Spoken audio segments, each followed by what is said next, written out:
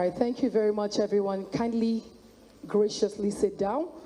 All right, distinguished guests, ladies and gentlemen, before we go further, would like to have the opening prayers. Yeah, opening prayer. Can we specially invite a lady, was it? Sanusi Bello Kankorofi to give us opening prayer. Thank you, sir.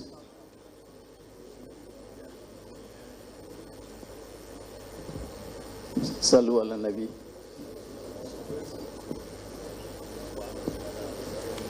ربنا لا تزغ قلوبنا بعد إذ هديتنا وهب لنا من لدنك رحمة إنك أنت الوهاب سبحان ربك رب العزة عما يصفون وسلام على المرسلين والحمد لله رب العالمين.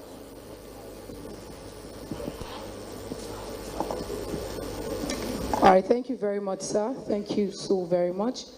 Ladies and gentlemen, on the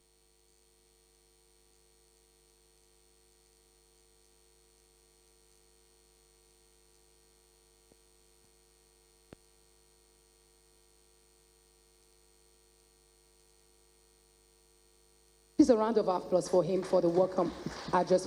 You can do better than that, ladies and gentlemen. So he's going to be coming for the welcome address right now. Thank you very much, sir.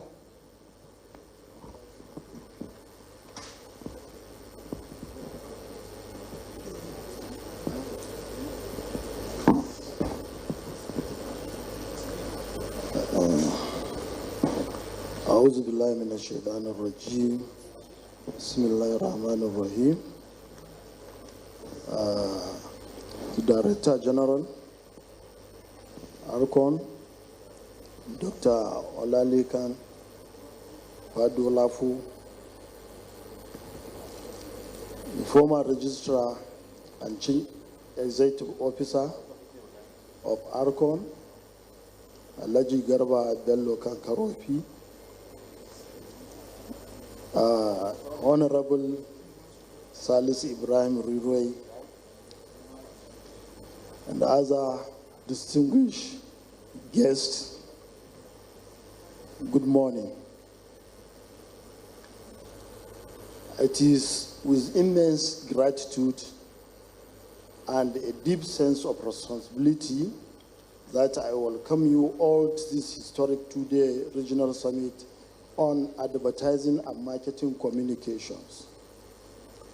Today marks more than just a gathering of professionals. It marks a defining moment for our industry, particularly in northern Nigeria, as we come together to reflect, to learn, to innovate, and to collectively shape the future of advertising and marketing communication in our region and beyond. Advertising is no longer simply about selling products or promoting services. It is now a powerful instrument of economic growth, social transformation, cultural preservation, and national development. As practitioners, we carry the enormous responsibility of shaping narratives, influencing behavior, and building trust between brands, governments, and the people. However, we are celebrating our achievements. We must also honestly confront our realities. Our industry is facing enormous challenges: rapid technological disruption, digital transformation, changing consumer behavior, increasing regulatory demands, talent gaps, shrinking traditional media revenues, and the constant pressure to remain relevant in a highly competitive global marketplace. For us in this region, these challenges are even more pronounced. We continue to face issues of inadequate professional inclusion, limited industry infrastructure, underrepresentation, and the need for stronger collaboration among stakeholders. Even this summit itself was not without challenges. The journey to this event tested our resolve. Logistical constraints, funding issues, time limitations, and the countless unforeseen obstacles. There were moments when the task appeared overwhelming, yet we remain focused because we believe in one thing: that is, the future of our industry is too important to be ignored. And that is the lesson for us all. Challenges are not barriers. They are invitations, an invitation to innovation, to collaborate, and to lead differently. To overcome the challenges ahead, we must commit ourselves to three key priorities. First, collaboration. No single practitioner, agency, regulator, or institution can build this industry alone. Our strength lies in unity. Together we can achieve far more than we can individually. Secondly, we must embrace technology, data, digital creativity, and emerging platforms, not as threats, but as opportunities to reinvent our profession. Thirdly, capacity building. Our greatest investment must be in people, especially young professionals. We must mentor, train, and prepare the next generation to take this industry to greater heights. This summit is therefore not just an event. It is a call to action, a call to think boldly, a call to challenge old assumptions, a call to build stronger institutions, and a call to create an advertising and marketing ecosystem that reflects our values, our culture, and our aspirations. On behalf of APAC and the organizing committee, I sincerely thank all our partners, sponsors, speakers, and participants whose commitment made this summit possible. To every delegate here today, participate fully, engage openly, ask difficult questions, share bold ideas, and leave here inspired to make a difference. History will not remember us for the meetings we held. It will remember us for it will remember us for actions we took after these meetings. Before I conclude, permit me to highlight another significant aspect of this summit, our award and recognition night, which is coming up tomorrow. These special days are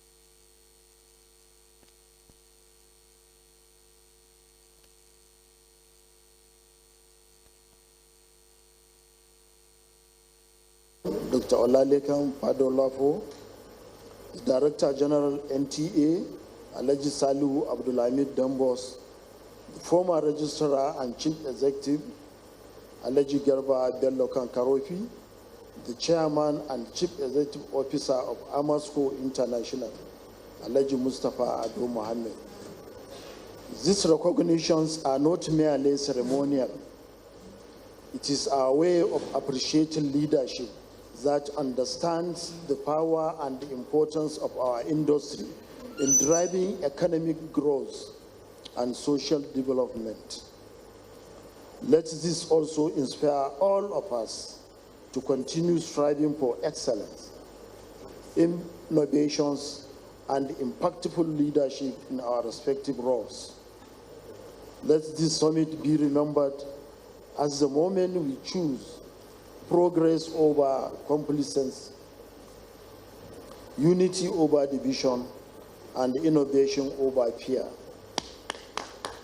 Together we can redefine the future of advertising and marketing communications. Together we can build a stronger industry, and together we will succeed.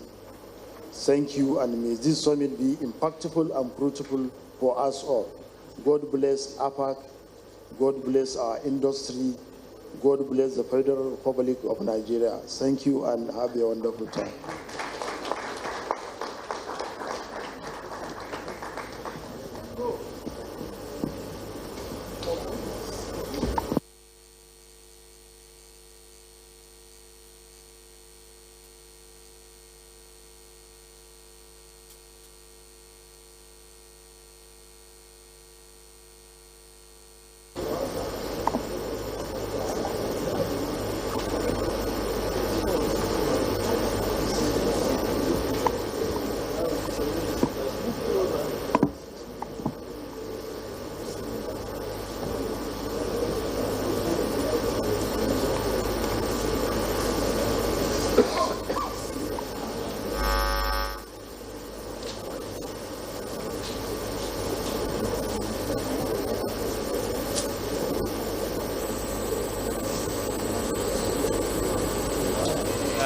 NTA is also an active player in running the summit, and of course is one of the sponsors of the event.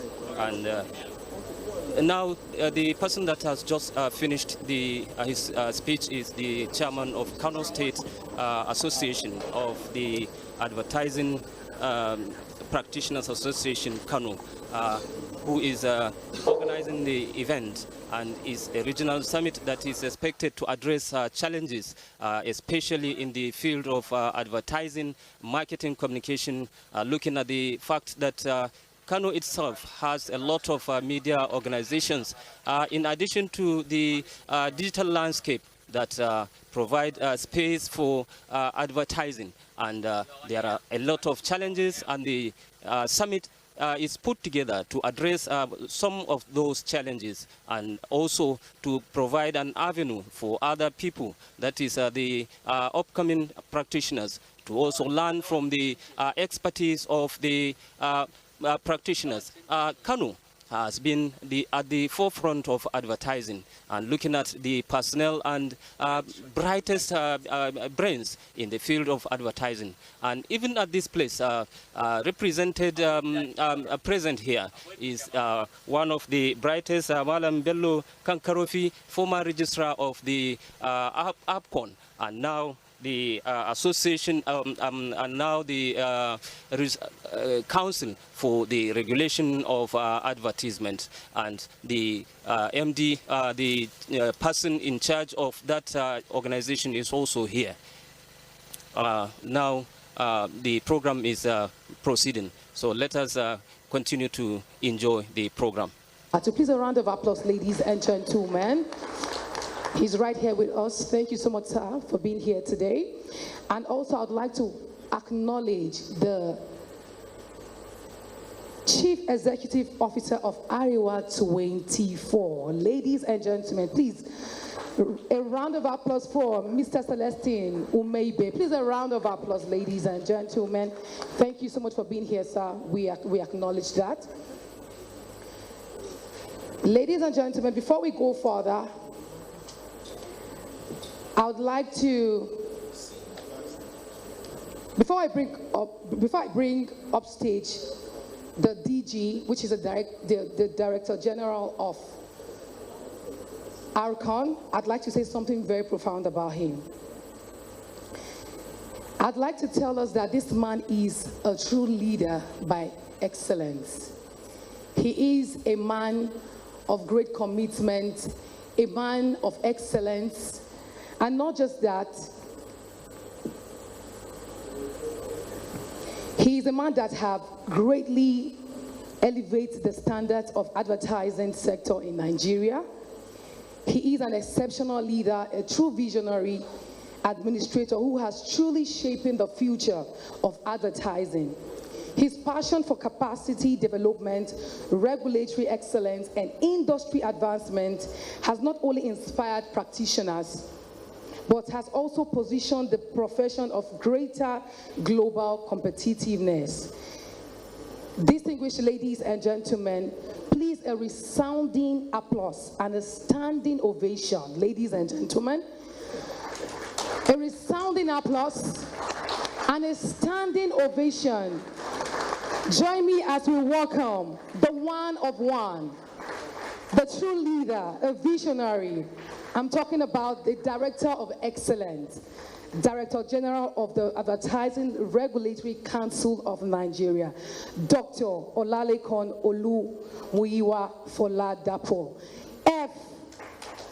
FCAFRPAFNMN. Please a round of applause, ladies and gentlemen, for him. Sir, you're welcome. You're welcome, sir. Thank you very much. Let me start by bringing the greetings from the Honorable Minister of Information and National Orientation, who, in the course of my briefing, I told him I need to be here, and he said I should send his greetings. We have limited time, and I want us to maximize it. First of all, you will pardon me because of time. I need to skip protocol. I've seen my beautiful leaders, my predecessor, my mentors in the hall, including my colleagues at ACO. But if I have to go through protocol, it may take a lot of time. We are here and I'll be taking it short because, again, I have another very important official engagement I may likely need to run to. This is not a talk show. This is an important engagement. And we look at it, reinvigorating the advertising business in the North. Very, very important. Because I was talking to the chairman yesterday. So many things are happening within this climate and environment. First of all, we have the population. Two, we have the market. And so if we have the population, we have the market, we have the practitioners, what then is the problem? So I believe strongly that we are going to look into that and we'll be coming out. Let me pick from the word of the speech of the chairman of APAC. Advertising has gone beyond what it used to be. Everything about advertising has changed.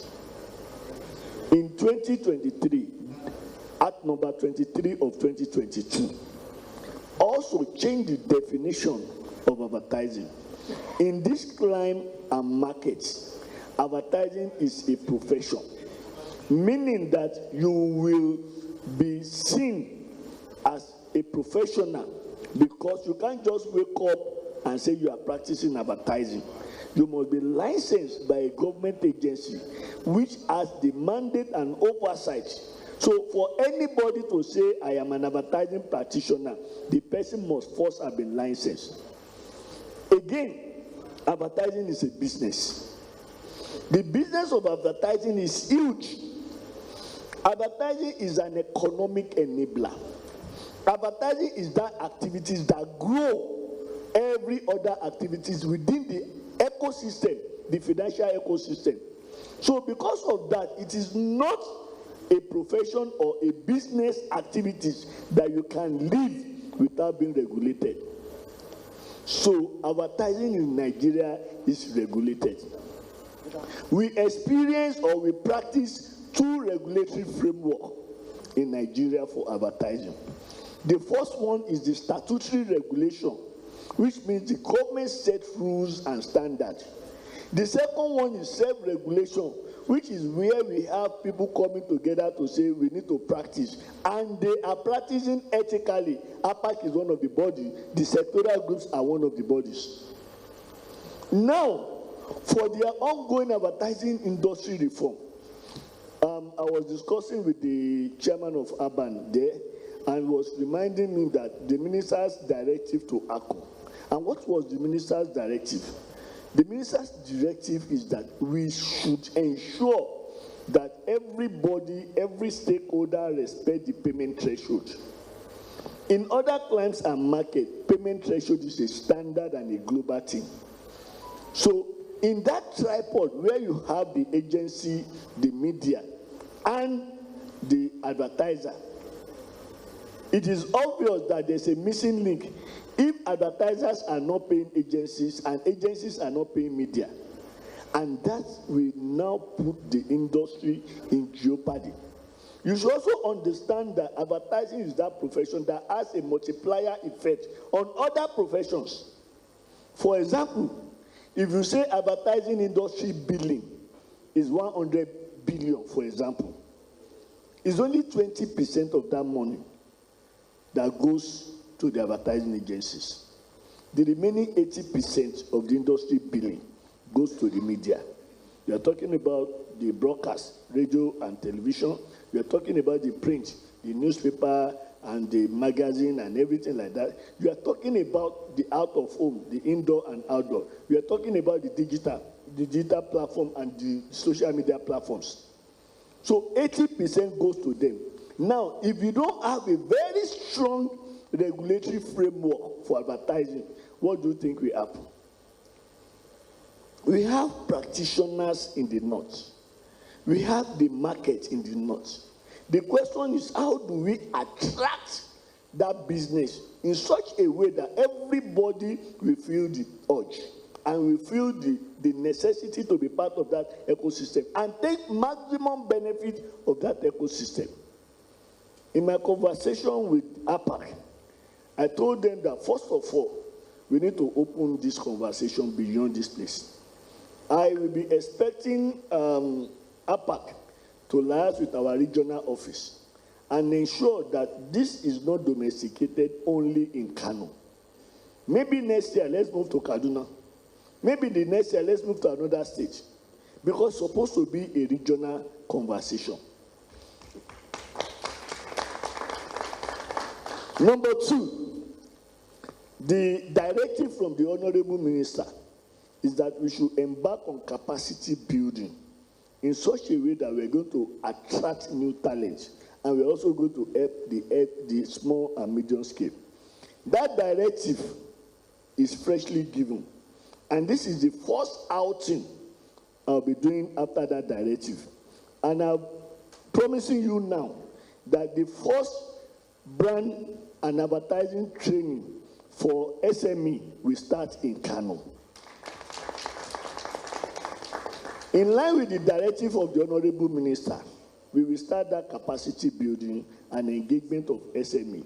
I'm going to speak with the regional director to speak with APAC, and we will try as much as possible to attract the participation of the state government, because what we want to do is we need to bring out the SMEs.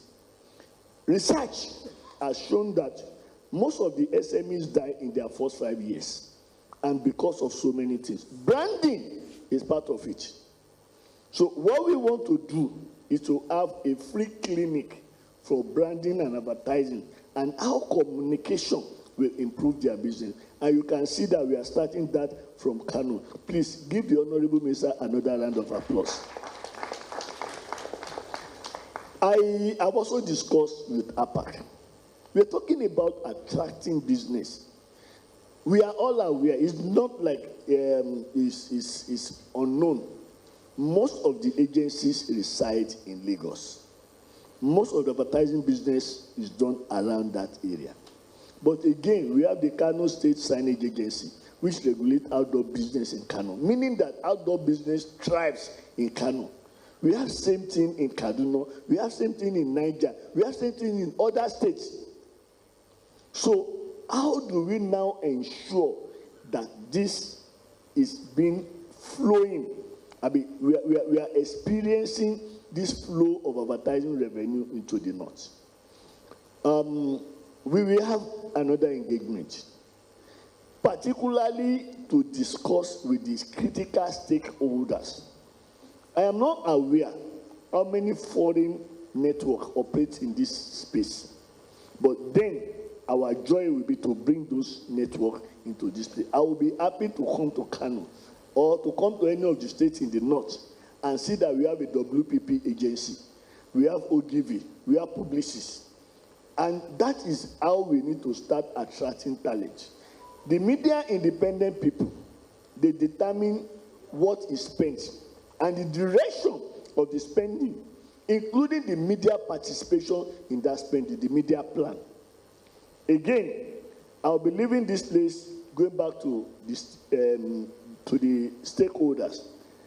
I want us to have an engagement with them in such a way that the big people, the big players, the multinationals, the multinational media buying agencies, I want to have a round table with them and the practitioners in the north. My appeal to APAC is don't let us restrict this conversation to Kano, please. And this is my pitch to the regional director too. Don't let us restrict this conversation to Kano. Let us, at the next meeting, bring in Kaduna into the conversation. Let us, at the next meeting, bring other states, Katsina, Sokoto, Gombe. Let us bring them into the conversation. Let us bring them into the room. It makes it bigger. And it makes us also more responsible.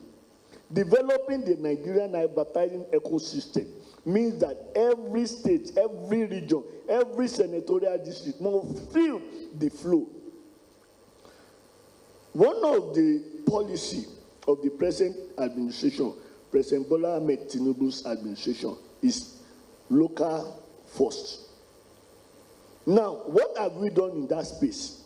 We all know that it takes a village to build an advert or to make an advert. It takes a whole village to make an advert. If you want to create an advert, for example, you need a model. Because you need a model, you need a costumier. Because you need a model, you need a makeup artist. The second leg is you need a voiceover artist. You need sound engineer. You need director of production. You even need as much as security and welfare. So it takes a whole lot of people. Now, what have we experienced in our market? Some of these adverts that are meant for us, over 250 million people are taken to other states, other clients and markets, other countries. Now, because of how much it costs to produce an advert, sometimes 500 million, sometimes 750 million, one single ad, depending on the budget. Now, imagine that this money is taken to one country. They produce the ad in that country, and they left that country coming back to Nigeria with a flash drive. They have invested 700 million in one country, and they are coming back to Nigeria with flash drive. Now, we are going to buy the product. They are going to make the profit from this market. So the government, federal government policy of Nigeria First simply states that in everything we do, we must grow the local content. Now, it was a directive from the Honorable Minister of Information and National Orientation that ACOM and all the agencies in the ministries must plug in. And that is why we insisted that if you are going to advertise to Nigerians, you must use Nigerians, you must use the voiceover artists. In fact, we have even domesticated in such a way that you cannot use somebody in Lagos who has no link, who does not understand Hausa, to now start speaking Hausa. Some of the adverts we have received, in that space, we have rejected them. Because even in the process of pronunciation, you may not get it right. So we need to continue to grow the local content. We need to continue to push for the growth of the advertising industry. Because as Nigerians, we must take benefit, maximum benefit. We've had serious issues in the digital space. The advent of AI, the conclusion and the proposition to us, the pitch to us. But we have told each and everybody that we will not, in as much as we are going to accept the technological disruption, but we must also protect the ethical requirement of the industry. We are working on so many things. We are working with HASG to set up a framework for AI. We are working with the advertising industry on the implementation of some of the policies. But those ones that are directly involving the business of advertising, like the payment threshold, respect for stakeholders and everything, we are not going to shake on it. Now, we need to bring this down home to say that the media houses in the north, they need to take the benefits. And the only way they can do it, the only way we can improve on the advertising business in the north is for all practitioners to come down. Let us sit down. Let us sit down with the media owners, the radio owners, the outdoor owners, and see how we can improve our own service. Because from our end, we will continue to push business to the north. However, if the service being offered is not meeting the standard, then there will be a challenge. I know this is not just one-off conversation. This is the beginning of the conversation. And I want to tell you that, one, we have the directive of the Honorable Minister. Two, Akon management has plugged into this. And because of that, we are going to be part of this and part of this fully. Thank you very much. I will be taking the questions because, again, we have some limited time. I don't know if we have some few questions that I'm supposed to take. After that, I will need to quickly take my leave. Please, you permit me, I may not be able to take more than 3 questions because of other official engagement. Please. But let it be on record that, Mr. Ahmed, please, can you stand up? If there are any other things, that's our regional direction for North Operation. If there are any other things that we need to do or questions that we need to sort out, inquiries, please reach out to him after this session. Thank you very much. I'll be taking 3 questions. Thank you. The event is the Regional Summit on Advertising and Marketing Communications, and their theme for this summit is reinvigorating the advertising business in the North, issues, challenges, and prospects. And that has been the Director General of the Advertising Practitioners Council of Nigeria, Dr. Olalekon Fadolapo. Most of the issues that he raised are actually the issues that are germane to the growth and development of advertising industry in northern Nigeria. And still he's taking questions from the participants. And the producer, I have been a member of ACON for the last 20 years.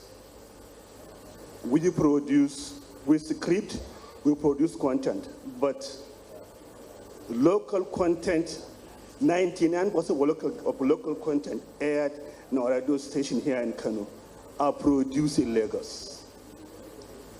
They no longer send translation, they use Google and AI translations. One, okay, people are out of job. Okay, sir. Even the voiceovers and the productions okay, sir. Almost all produced right down there. Let me, what is APCON doing? Let me just interject so I can resolve it. Alhaji Ahmed, please stand up. Now, there is a directive that the locals must produce, because that's the Nigerian Force policy, must produce content. Now, if for any reason we are getting those content from places that we cannot identify, from language and tongue that does not speak to the tradition, we cannot take it anymore. I assure you that I'm going to take this back to the ASP, the Advertising Standard Panel. They will review, because if we have situation that we are still having this type of encroachment, look at the way my name was called. My name is Olalekun Olumuyiwa Fadolapo. Now, I can see people struggling with it because it's not their tongue. Exactly. So that exactly happens in this space. But be rest assured, the ASP will look into it. Thank you very much. Thank you. Okay, one more question. Oh, we have the remaining two. 1, 2, okay. Let's start with you, ma'am. Thank you. Good morning, all. I am Aisha Tusuli, the General Manager of Mohasa Radio and Television in Kano. I want to commend you, sir. You've touched a lot of issues that is bothering most media organizations. But the issue of compliance, sir, it's very, very key to promoting the sector. How do you see ARCON coming to ensure that there is compliance? Compliance in what area? In terms Is it of compliance in terms of payment or payment, compliance in terms of approval? Everything. Okay, Everything about it. Okay, madam, I just said it now. And Alaji Tijani will bear me witness. As I speak to you, the Independent Broadcasters Association of Nigeria has a proposal before us. Now, we have a direct, so it's beyond me.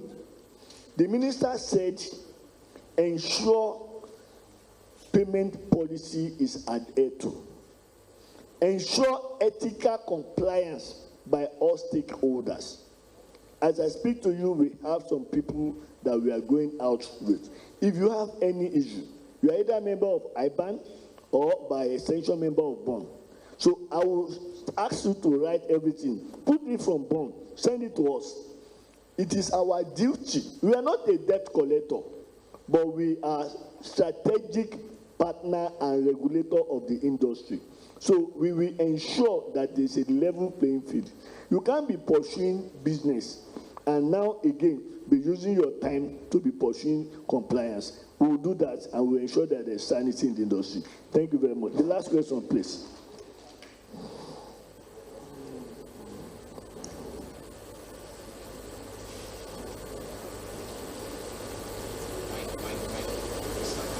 I can hear him. Please go ahead.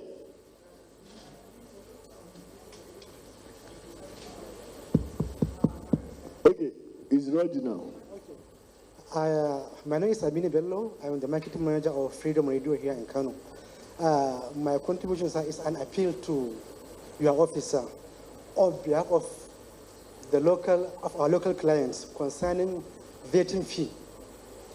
We all know that, sir, the economy is bad, and for instance, how a client who will give me 50,000 naira advert, Alcom will ask him to pay 30,000 naira for no. the visa. I think the issue needs to be discussed. Yeah, please. The regional director is here. We have a window for small and medium scale businesses.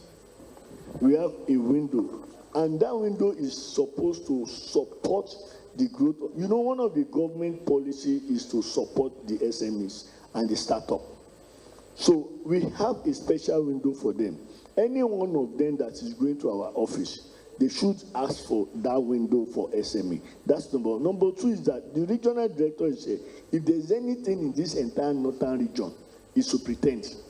So again, I'm saying that if there's anything, please escalate to him. If you cannot resolve at his level, escalate to us. We have a window and we are partners in this business. I want to say this to you. Growing the business in the north is a very, very important thing. We cannot all depend on the flow. We should attract. We should be part of it.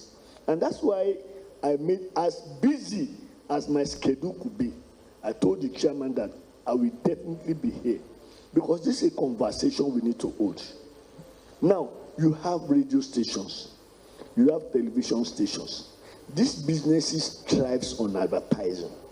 Now, your ability, capability, and the extent to which you can go will determine how much you can attract. What we have offered as a regulator is that we are going to partner with you to see how we can move that conversation to this place. But you should also be ready with your own data. You should be ready with improved services. You should be ready with records. If you tell us that people are owing you, and we ask you, how did this happen? And you are showing me a message on WhatsApp to say it should approve. Then how do you want us to resolve it? The law says all business of advertising must be formal and in writing. We have gone past the period where advertising is just more of, okay, I'm doing you a favor. This is a service. It's a profession. It's a business. It's an activity. It's an economic activity. So I will open up again to say our office is opened. Please, if you have any issue relating to the practice of business of advertising, feel free. And we will hold this conversation from time to time. I will expect that we see people from other states so that we can have a stronger business presence or advertising business in the north. Thank you very much. Now, I am going to be privileged to say that this inaugural session, the APAC has appointed 4 distinguished patrons. They have nominated 4 distinguished patrons that are going to be the pillar behind this regional summit going forward. They are going to be the pillar behind this regional conference and the practice in the north. Number 1 is Alhaji Garba Bello Kankarufi, is the immediate past registrar. Number 2 is the current Director General of the Council, Dr. Olalekan Fadolapo. Number 3 is Malam Salihu Dembos, the Director General of NTA. And number 4 is Ajia Awawu Adamu. I know that this is the beginning because there's a lot. It's a market that is yet to be explored. And I'm sure that with this, the APAC has set itself on a long journey of growth and success. I wish APAC the very best. I wish advertising industry the very best, and long live Nigeria. Thank you very much.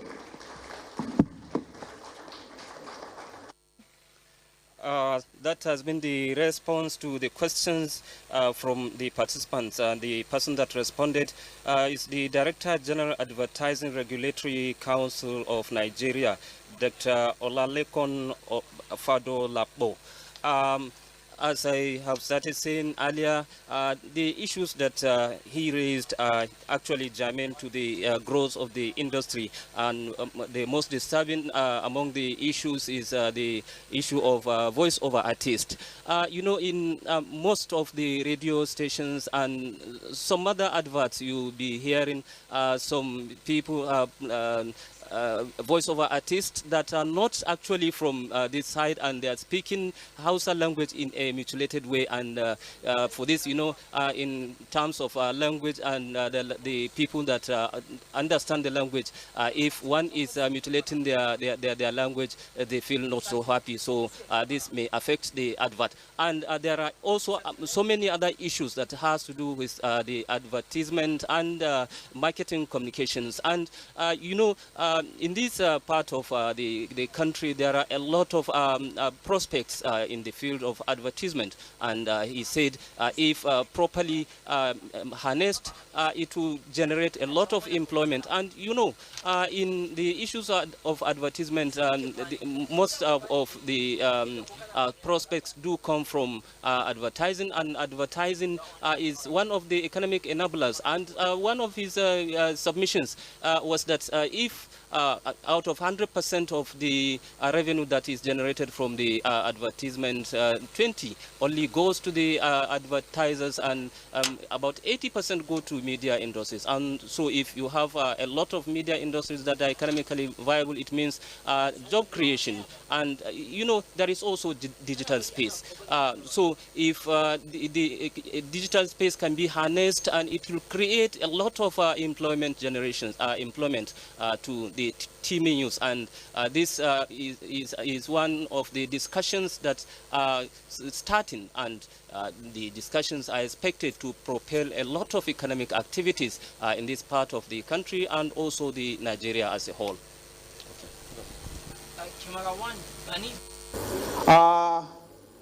Our park should liaise with other states. It shouldn't be a Kano affair, because it's a big industry, and that they should liaise with all the states in the north to make it big and huge. And of course, lastly, he reiterated again that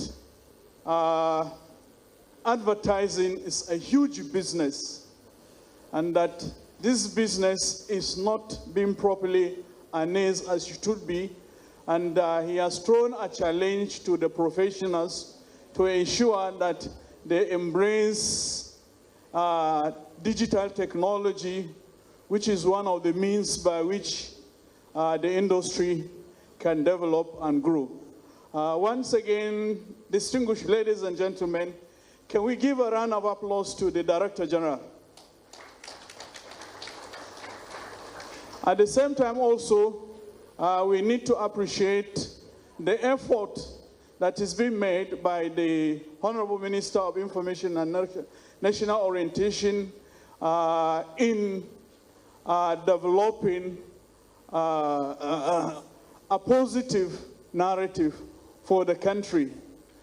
Because advertisement, it's not only about producing marketing brands and products, it's also about marketing the image of the country. To this end, I would like us to give a round of applause to the Minister. Thank you very much. Yes? Chairman? Okay, all right. Now, Upper Kano would like to present an award to the Director General, Akon, Dr. Olalekan, and to do this, the chairman of the Upper Kano, Alhaji Sammani Sherif, will present this to him. Good day, ladies and gentlemen. On behalf of Upper Kano, I present this award for transformational leadership and regulatory reforms in advertising to Dr. Olalekan Padolafo, FRPA, in recognition of your visionary leadership and the outstanding reforms that have repositioned and strengthened the advertising industry in Nigeria.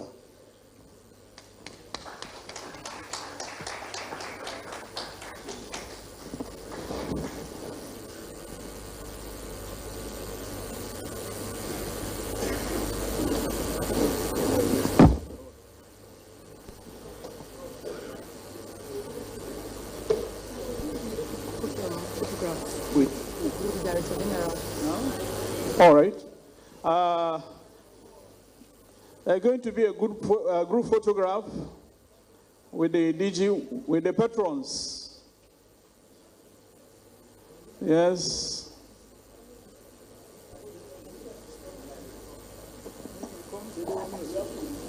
No, I think this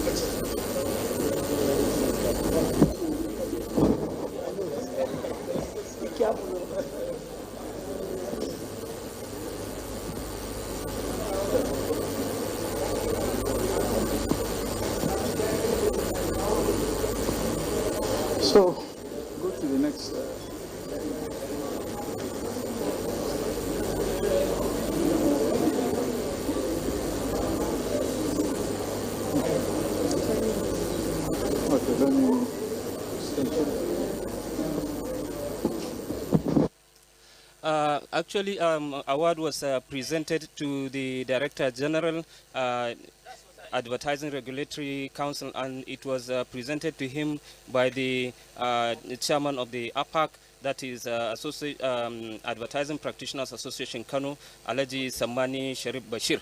And prior to that, a lot of issues were raised, and you know, advertising industry in Kano has been around for long. Because since the history, it started from markets, you know, the famous market of Kantunkari. They have their traditional means of advertising, and then from that time to the time after the colonial administration, when the radio organizations, yes. Yeah, when radio organizations started to come into existence, and right here in Kano, even NTA is 50 years this time. So if you understand the history from 50 years to this moment, there are so many adjustments and changes and proliferations of many media organizations. And here in Kano, talking about dozens of media organizations that are consumers of these products of advertisement, and there are a lot of brighter brains in terms of advertising in Kano. And you know, the issue is only that there are serious challenges of capacity. One of the issues that the Director General raised, and so he emphasized on the need for capacity building, and also taking along other states of the region, so that the discussion will go further, and the economy will be better through the enhanced adverts and also enhanced economic activities. Nice. Hello, good morning. Of course, for resource people, we could always be forgiven if we can just do away with the formalities. And now that the registrar is taking his leave, I wonder who is the chairman of the occasion, so I can always refer to him. I don't know, by a show of hand, who is the chairman?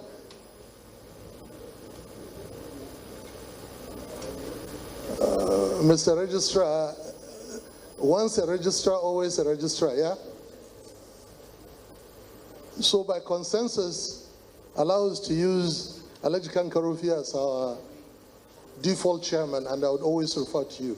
My paper, before I start, I'm going to tell the room a promise, a challenge I threw at the last Archon seminar I went, which is that I'm putting down 1 million naira. If you follow my paper A to Z, and in 6 months you do not double your revenue, I will give you 1 million naira. And that challenge has not been met. I'm not going to make that challenge today. There are too many big fishes here. But I would assure you, we stand to double our revenue, each station and collectively, inside of 18 to 24 months if we follow this paper. I am being very, very humble and not cocky, but I just need you to work with me. Of course, you can write down your responses and we can start. We can have the questions and answers when we start. I have a pointer in my hand and I'm supposed to be able to move the screens. Are you working with me at the back? Yes. Okay. Can you make it any sharper than it is? Ladies and gentlemen, we're just going to talk about declining revenues, and rising costs. The registrar has touched on this. APAC chairman has touched on this considerably.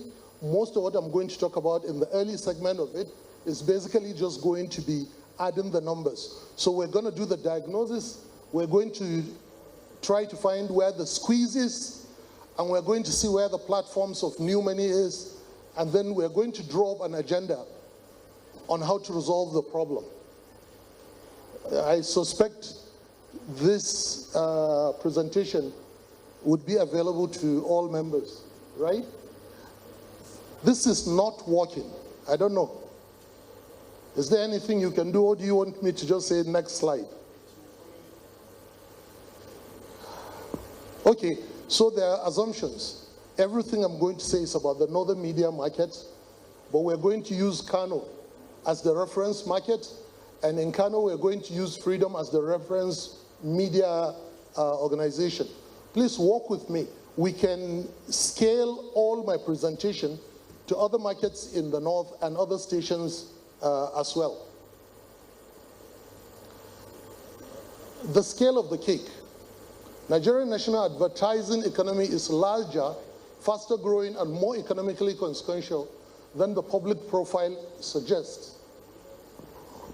Look at me moving my hand like a madman so that you can see. Arcon and PwC, in their research in 2023, determined that the advertising industry is 605.2 billion naira strong. Between 2018 and 2023, it's been growing by 18.7, which is much faster than the current level of inflation.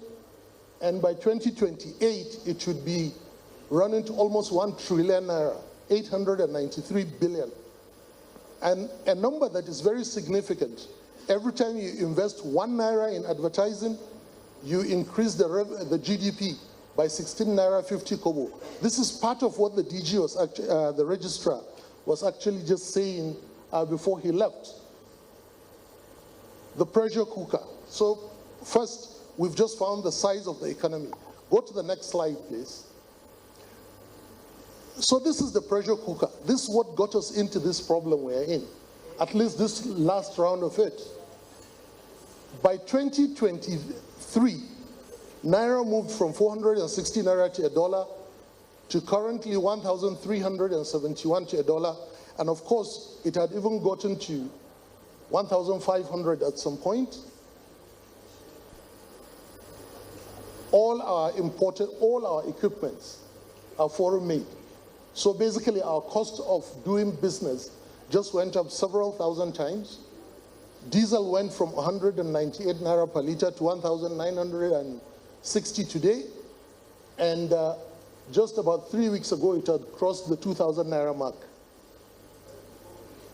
Inflation at about 15.69%. And this figure was once at 30%. We're not getting lower prices. We're just getting what they call disinflation, which means the rise in inflation is happening at a slightly slower rate, but the prices are not actually coming down. Go to the next one. So we know what the problem is. And now we're trying to find out why revenue has not followed. The first one is the hyper-competition. I mentioned that we would speak about Kano. So we ran from 3 stations in 2003 to about 36 stations in 2023, basically. So in 20 years, we multiplied, what, 30 times. And so the cost of advertising has basically stalled, and in most instances has gone down. The second part is a lot of slack at the northern advertising ecosystem. I was speaking to one of my colleagues sitting there, Mr. Kalestein, about the fact that our own media houses could do a lot better to make the industry as creative, or at least more creative than it is today. And then item number 3 is what the registrar and the chairman have spoken about, structurally unbalanced national advertising ecosystem. You can't see this clearly, but what it says is that 54 to 60% of the national ad spend happens in Lagos. Every major Nigerian agency is in Lagos. The northern allocation is what the partners remember. Next slide.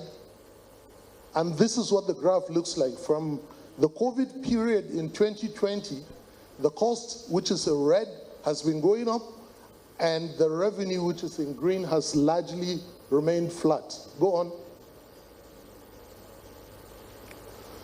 Why does the North, 60% of Nigerian audience, receive less than 20% of the ad spend?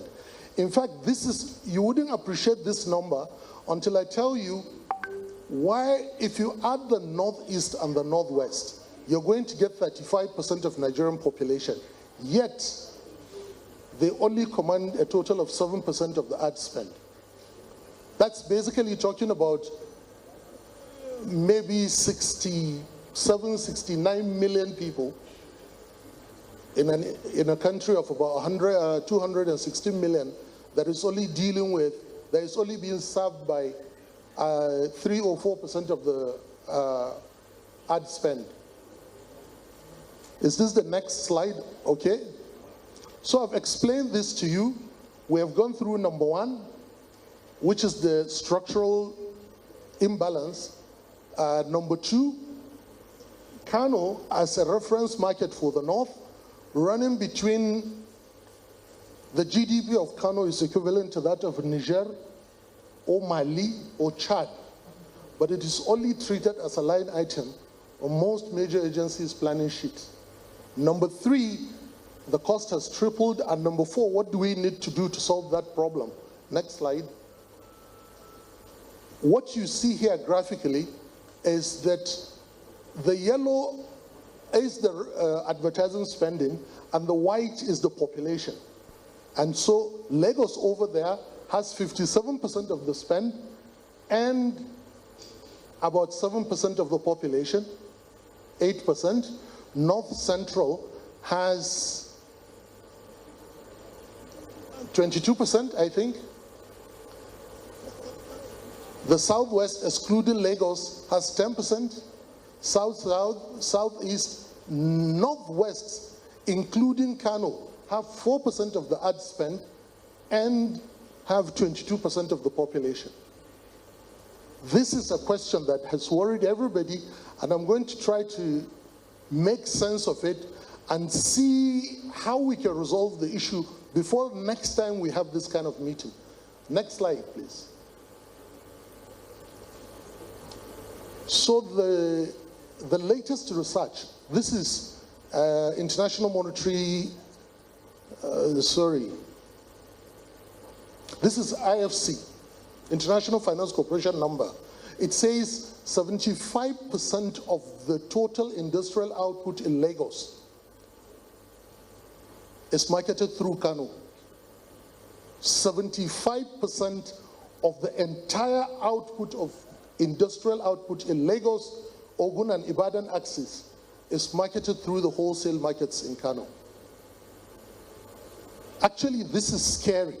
This is scary not because of advertising issue, but because of the structural imbalance in Nigeria, to be honest.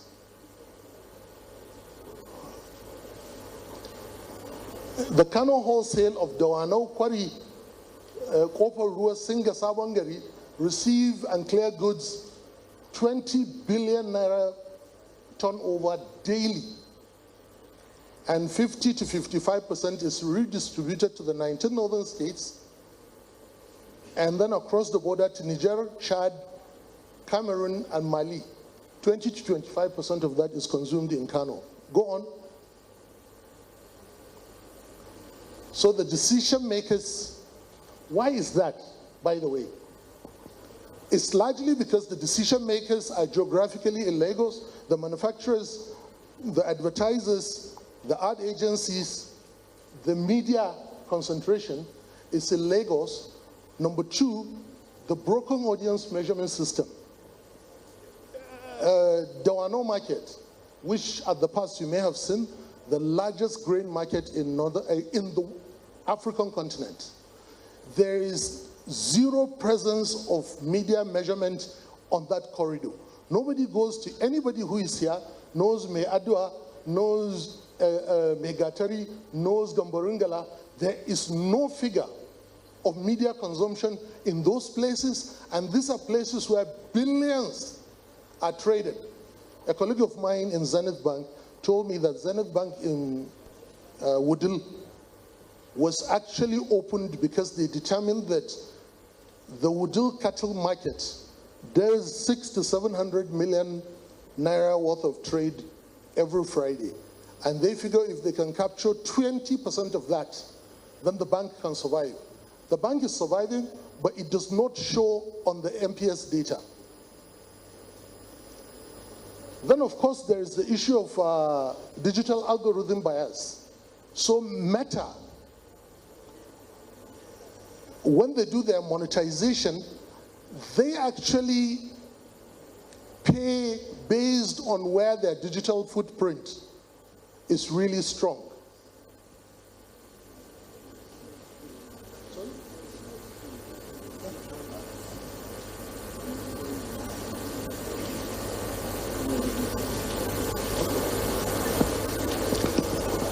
So the markets I just mentioned to you, where you go in and buy cattle worth billions, usually trade in cash. So they don't have a digital footprint, and so therefore Meta does not assign monetization sufficient or equivalent or consistent with the size of the market. Next guy. Advertisers who sell billions worth of products through Kano, Nestle, Nigerian breweries, Unilever, MTN, Airtel, Dangote, Bua, plan and place their adverts primarily in Lagos. The northern broadcasters deliver those products every day to the very consumers buying their products, are largely excluded from this value chain. Of course, these are not the only guys that sell products. These are just an example, but these guys are huge wholesalers who pass through the Kano market. Yes? So the audience hidden in plain sight. Move on. The population of Kano, between Nigerian Population Commission and Kano State Chamber of Commerce, runs between 16 million to 20 million. The GDP of Kano is about 20 billion by World Bank account. The turnover in the Kano markets is about 20 billion daily. The Kano market is the largest grain market in Africa. We have about 400 plus medium and large scale industries. That puts Kano alone in the same category as Niger Republic, Mali, or Chad in terms of population and economic size, the size of the economy.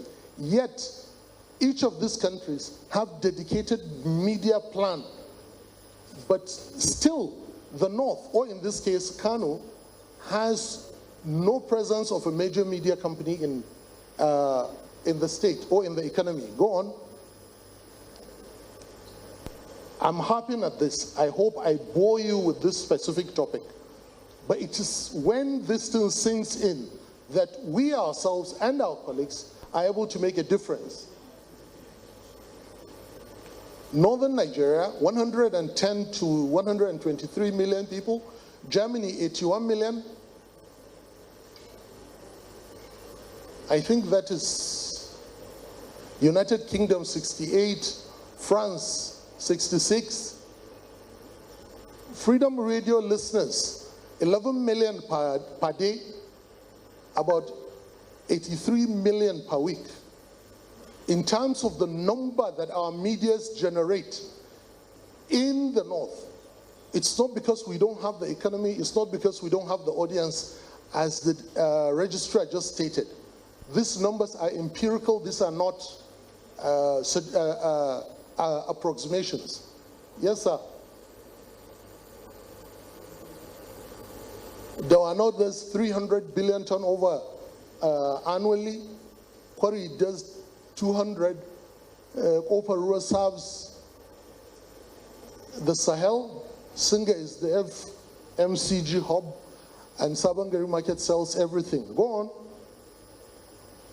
So let's talk about the structural shift now. We've seen most of the problems related to the Lagos agencies and how they relate to us. Next guy. John Wraith, the first Director General of BBC in 1920, defined the role of media as basically to to inform, educate, and entertain. And this has probably been accepted as the de facto definition of the roles we play, only that of recent, commercial media in Nigeria and globally have simply turned this upside down into entertain first, inform, and then educate. Now, the red box you see there is the conflection point whereby we spend money to get licenses, buy equipment, train staff, set up an office, and then go on air. And we fight for advertising revenue.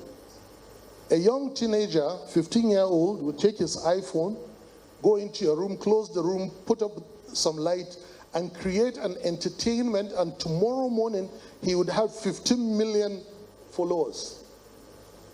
And that, my friends, is what has transformed our industry, our business model on its head. Most of the media in the North have not woken up to this fact. We create entertainment to get audience. We sell the audience to advertisers. So the audience serves two purposes, as a product and as a commodity. And now, Mrja Kwinya will get up, produce a YouTube clip, 5 minutes long, and she wakes up with 9 million likes, followers, reach, and engagements. And we are still left scratching our head what has happened to us. Let's go on. But what do we have that social media doesn't have? Again, as a representation of the media, we still have 83 million weekly listeners. We have institutional trust, because whenever you hear anything, they would say, oh, I saw it on social media, and you'll be like, no, that doesn't work. Has any of the main media carried the story? We have editorial authority. We have the archival depth, and I need you to go with me on that archival depth. I'm going to come back to it very soon. And then we have the community embeddedness. Everything that has happened in northern Nigeria has happened right in front of us. Let's go. The agenda, what do we do? So we have 4 fronts and 10 suggestions. Now, all I've been doing all morning, it's not afternoon yet, is try to bring the problems to you. Now let's try to get the solution. We're going to contest the ad spend as it is now. We're going to close the trust gap because we have no listener numbers and we have no way of actually telling the advertisers that we are carrying out the advertising campaign. We're going to shift to the digital, and we're going to restructure our cost base so that the cost does not eat up our revenue. Let's go. This is supposedly the most important screen I'm going to show to you. But trust me, there are just 2 screens that are going to come, maybe 2, 3 screens after this, and I wish everybody would take a screenshot of them. We're going to change the perspective of what the northern media is. We're going to do the new audience measurement. We're going to use Ad Verify, and I'll tell you what Ad Verify is. We're going to partner with Lagos agencies. We're going to have a distribution compact, creative introspection about what we're doing wrong. Social media, Fibot, AI equalizer, solar, and people. The training. Next screen. So we'll try to run through most of the screens going out. The northern media, what did it say? Plays, I don't know if you can see it, oh well, you can see it on the other screen. Plays the northern broadcast media in its right perspective. Gentlemen, I've been warned that this talk is going live on TV and that I'm moving too much, so the cameras are not able to follow me. But maybe I'm a very restless person, but mostly because I also want to see the screen we're talking about. So please, viewers at home, be patient with my movements. We are going to stop discounting our abilities. We are going to tell our news story. We're going to tell it every day and everywhere, and we're going to repeat it until our products are reprised. Yes, sir. Go on. The data architecture. Sometime in 2024, the minister actually launched a new audience measurement system. I don't know if that's not taken up, but I'm not aware that that system, even if that's taken up, is in the northern media markets. I'm not aware that any advertiser is using it, and if they're not using it, that means we are still back where we are. So the audience measurement system has to come into full impact for any of the suggestions that we're going to mention to be useful. Ad verify. The chairman, Alhaji Samani, I don't know if you're the one I spoke to. A group of media in Kano here have come up with a system whereby all the radio stations in Kano are captured by their streaming onto a computer. And it actually logs all the adverts that we carry. And we are also working to get all the media in Kano captured on their radio frequency. So these two sources will give us a confirmed what has and what has not played on those media. The next thing that needs to happen is we get the ad samples either from participating media agencies or the stations themselves. And the computer would be able to break it down into digital DNA and then compare the ad DNA and what the stations have aired. And it would give us a real media monitoring system in real time.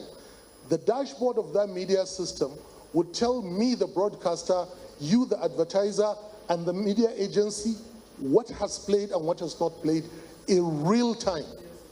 I am saying let the media in Kano and eventually the media in northern Nigeria, in each of the media markets, come together, cooperate with APAC, come up with Ad Verify, and kill forever the issue of media compliance. We can do this. I suspect it is going to cost us between 15 to 20 million per market, a market of probably 10, 20 radio stations to establish this system. But the technology now allows us to do this. In fact, I think, go to the next screen, please.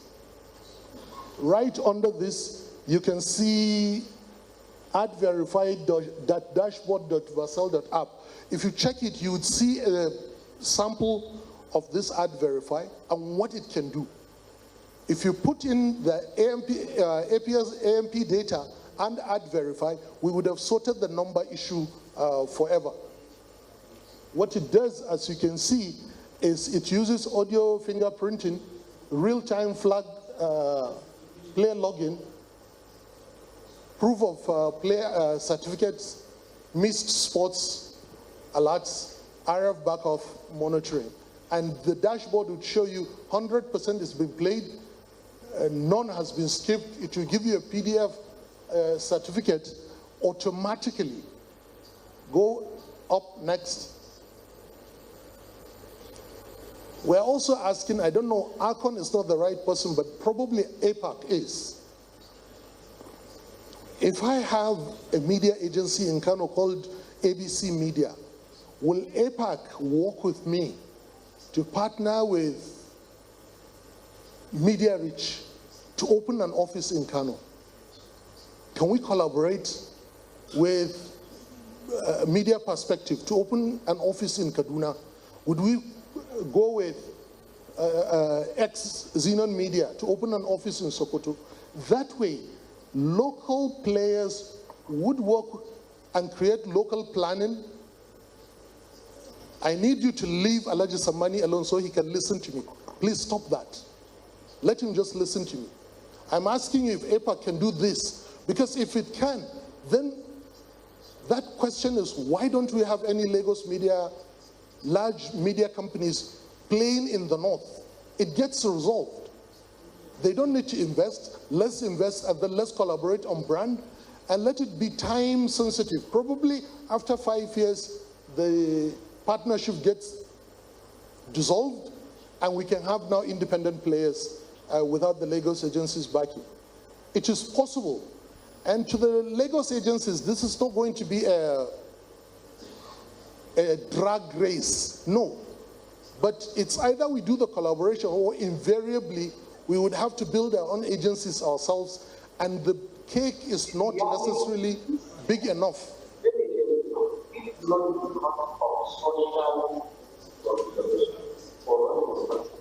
Maybe I'm talking too much. Because if we use it, I think it's to control. It's very good. The guys at the back, can you hear that? So do two things and move to the next. Well, basically, this is what we've said. Lagos agencies, emerging northern agencies, capacity building compact. Go on. Can we go to the next slide?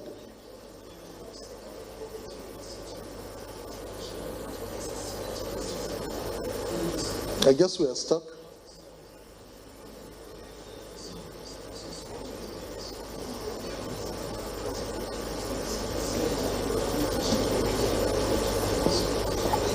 Well, while they're doing that, can I get some water? Sorry.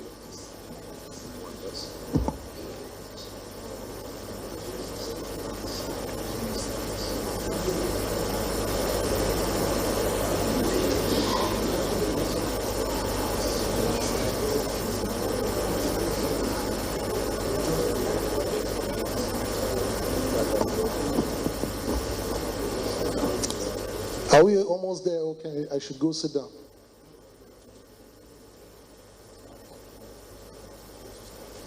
No, I can do this offhead. I'm just trying to find out which screen, where we are.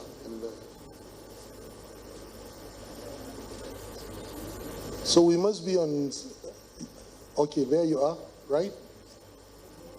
Next screen. So this is the demand side. APAC convenes, Chamber of Commerce Kano adopts our resolutions. We speak to distributors. There is a guy here in Kano, when we started Freedom, most of the marketers here would probably know him. He's the largest Nestle dealer in Nigeria. And he moves products more than any single distributor of Nestle products. But he has never demanded for Nestle. He has never demanded Nestle should advertise in Kano. So we are asking, can APAC bring all the media together? Can we go to the big dealers and ask them, look, you may be selling wholesale, but our market would be better if we approach actually the advertisers and ask them to advertise their product in Kano, because that means more people would buy, is it Milo instead of Bombita? And if we can do the collective ask, the spend is going to be redirected. Next slide. Honest introspection. All the media houses, especially the ones in the north and the ones in Kano that I know, we need to actually tell ourselves the truth. Are we doing the best that we can for the client? Every media in Kano that is not doing music has Indiran Kanko Nagota or a variation of it. And because Alaji Garba is here, maybe I'll even go back. We all are copying from Tuscan Labare and then Zamani Riga probably. We cannot all be producing the same content. The creativity is really not there. It's not as it should be. And we can do better. We should tell ourselves the truth. We sell airtime. Nobody sells airtime anymore. Nobody, we should sell value. We are not. day before yesterday, and I was speaking to this on my table here. A pitch was made by one of my staff to a client, and he calls and says, $500,000 naira is too expensive. She sold him the airtime for $500,000 naira for advert for 1 month. And in a window of about 25 minutes, I sold the same airtime to him for 1.5 million naira, and he bought it. Because I was telling him that, look, and let me tell you what we did. He is selling Atampa, and I say, make a promise that anybody who buys Atampa from you, who tells you, I had your advert on Freedom, you're going to give him Dankwali in addition to the Atampa. And I'm going to do this jingle to you free for the next 7 days. If it makes sense, continue this jingle, 1.5 million naira. And the money came in yesterday. We ran the jingle. Everybody who had it went to his shop, said, I had this on Freedom, and he got Atampa and Dankwali. Guess what? The Dankwali prize was included in the Atampa anyway. So everybody won. Our creativity is dying. We should tell ourselves the truth. And we should do better before we can expect somebody else to do that for us. Next slide. Okay, so this is the first of the two most consequential slides of this presentation, this and the next one. Ladies and gentlemen, what you see here, the little white clip, this is the dashboard for Freedom Radio Facebook, and I took January because obviously that is no more of consequence. So in January, Freedom Radio Facebook reached 90 million views, 13 million engagements, but guess what? We only had $622. Now think about it. Same view, same content, I changed nothing. I would only ask Meta to direct this, my ads, my content, to the Middle East, to Saudi Arabia and Dubai, and I would have made $2,000 to $3,000. And if that same content met Hausa listeners in Europe, United Kingdom, I would have made $4,000 to $5,000. And guess what? If it was in the United States, Hausa viewers saw my content on Facebook, I would have made between, that is $9,000 to $14,000. Same content, different listeners. Why are we not doing this? Why are we complaining about revenue? The next slide, go to the next slide. And I said next slide, everybody should take a screenshot of this slide. I don't know why it is not clear, but trust me, you're all going to have these screens. This is the Facebook number I gave you, 622. And I just told you that on average, it would have been, if I was doing the diaspora people, it could have been $2,500 to $14,000. YouTube would have given me $8,000 to $40,000. TikTok would be 1.2 to 4.5. Instagram would have been up to 5,000. Podcasting, jump it. But look at the yellow screen. The aggregate of all this would have given me about $66,000 a month. I'm running almost 800,000 naira dollars a year. That's over 1 billion. There is a media company, and I've seen their rep here, that makes about $70,000 a month in social media. And that's why they have an office in London and in New York. And this dollar value is not even taxed by the government. They don't even know it exists. And we are still here arguing about our content and who is listening and who is not listening to us.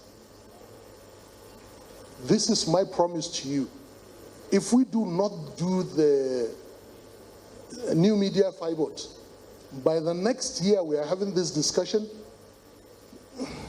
it's not a threat. Let me tell you guys, we haven't noticed this. But most of our media companies run two businesses together, the new media and the traditional media. And Freedom Radio, let's run this number, 90 million views in 30 days. That's about 3 million a day. Our listenership by MPS data is 6 million. That means I already have 50% of my listeners on the new media side. And I've been telling the station manager of 99.5, pretty soon I have to break your business so that I have a new station manager for new media. As a matter of fact, Freedom Radio New Media is larger than station number 1 in Lagos because they have 3.1 million listeners. And we are not doing anything about it. I have spent half of my time complaining about the Lagos agencies, but I'm flipping this screen to you. We probably do not even need the Lagos agencies to survive anyway. Next. AI. The AI has been spoken to. Mr. Chairman spoke about it a while ago, but I would take a bit of a different track. AI is an equalizer. It should do most of the work that you're paying really a large amount of money for people to do. One of the reasons why this is very important, I think in the next screen or two, you're going to see we're going to talk about how we need to train more people. We need to increase our creativity. But guess what? Every time we train somebody and he stands up, the Hausa international media ecosystem picks him up. We had a meeting yesterday with Radio France International. They have 13 staff. 9 of them are from Freedom. I cannot compete with them. If I pay him 150,000, they pay him 2 million. So one of the things we need to do is to increase the rate of training and talent development. If you don't do that, then the AI could help. The more your staff are taken, the more you could probably replace them with a little robot and nobody would know. The yellow screen here, there have been a lot of trials. My time is running, I know. I have just about 3 screens. There are many companies that are trying to get Hausa situated in the LLM language models that work in interpretation and in the AI platform in general. But these models, they require large archives of Hausa material for them to train and learn from. Well, Freedom Radio has almost 18 years of archives. And I'm thinking of the 35 radio stations in Kano, we can actually put our archives together and license it for anywhere between $500,000 to $1 million. APAC can drive this. This is money that we are sitting on. This is content that everybody is looking for, and we don't have it. Go up next. In April 2023, my NEPA bill, Band A, maximum demand, was 7 million naira. Or put another way, in March, my bill was 1.8 million naira. In April, after the switch, was 7 million naira. And we basically made the decision that we cannot run 6 more months at 7 million naira on electricity. And that is actually just one station. So we did the digital switch. We raised money, I think about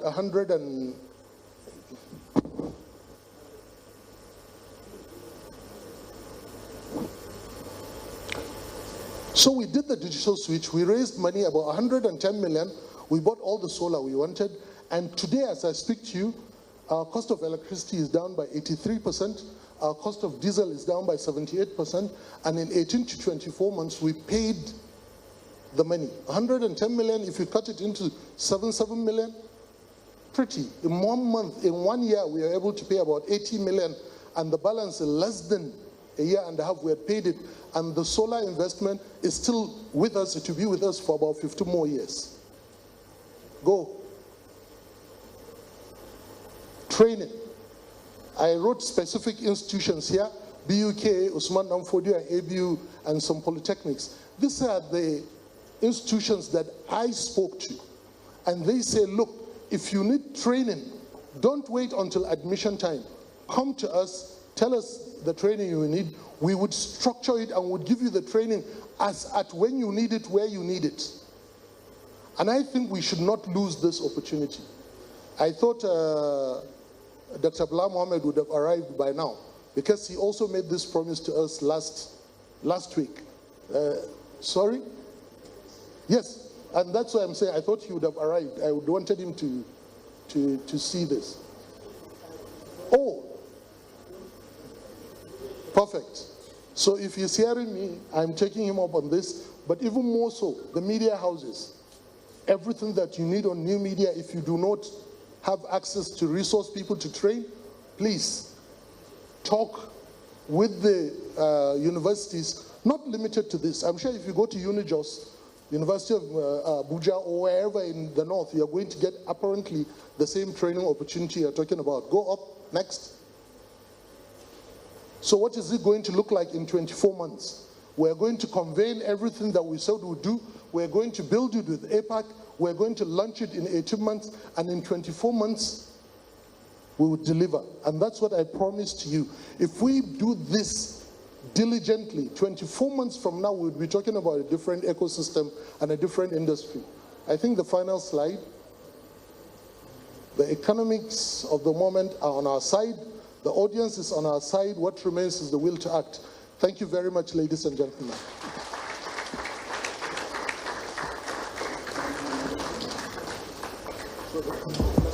Thank you very much, sir.